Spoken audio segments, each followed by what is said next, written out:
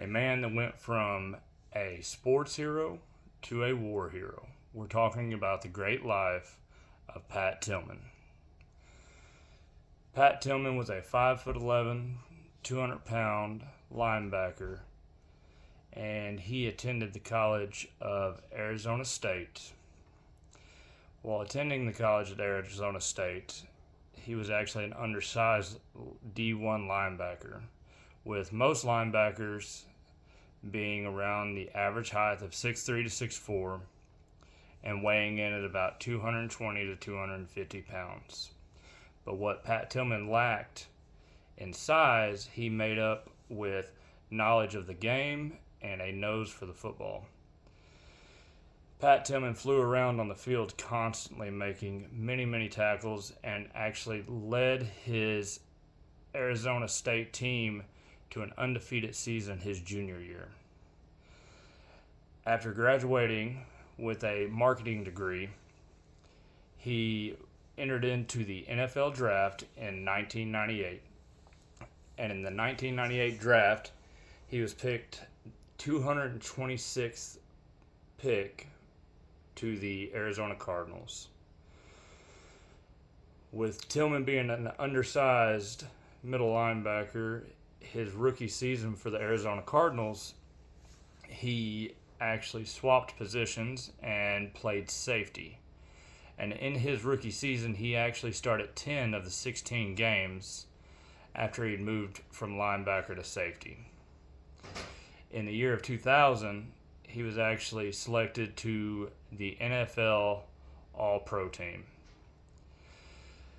During that same season, he actually turned down a 5-year, $9 million contract with the St. Louis Rams due to the loyalty to the Cardinals. And that shows you just what kind of man Pat Tillman was showing to be. In 2002, he then turned down another contract with the Cardinals, an extension that was a 3-year deal, $3.6 million contract, to later on enlist in the U.S. Army. After his NFL career was over with and he had joined the military, he actually enlisted with his brother Kevin Tillman, and they would later graduate Army basic training together and move on to what the military calls RASP, which is the Ranger Assessment and Selection Program. It is a 12-week course in which the cadre will put the Ranger cadets through many different training programs trying to get them to break. It is actually one of the most vigorous training regiments to get into one of the elite infantry units in the U.S. Army. After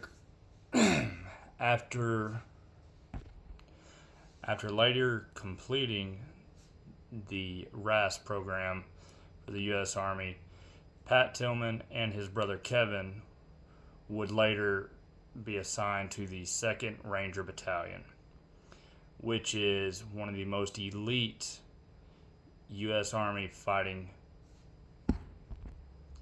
infantry units. In 2003, he was later deployed to Iraq for the invasion of Iraq, which he would serve 9 months during the invasion. And then after returning from his first deployment, he would complete one of the Army's most premier and hardest courses to complete, which is the Ranger School, which is a leadership course that spans over a 3-month span, where they go from the mountain phase to the derby phase to the swamp phase. And these are all different types of climates they've actually got to go through. And it has actually got a 85% washout rate, which means that most of the cadets going through it will fail. And if you do make it out, you will get your Ranger tab, which is pretty much a very honorable thing to have, and it shows that you are a true leader in the United States Army. After completing Ranger School, Pat Tillman would later be deployed to Afghanistan. While in Afghanistan on April 22nd, 2004, Pat Tillman's platoon would be ambushed by a roadside ambush in the Afghan mountains. During this ambush, not only did Pat Tillman die from his wounds, but also his platoon leader and radio man would be wounded.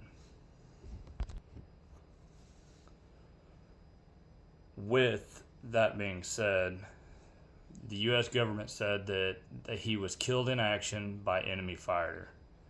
But later it would be found out that it was actually truly friendly fire that Pat Tillman was killed by, and there was a cover-up by the U.S. government. With that being said, Pat Tillman had a wonderful life. He went from a great sports hero, coming from a great college career, going into the NFL, having an amazing NFL career, and then turning into a true patriot after the Twin Towers had fell, and entering into the United States Army, in which he then would later be deployed twice, and then being killed on his second deployment by friendly fire. With that being said, Pat Tillman was a great American hero, and I believe he should be every young American's role model.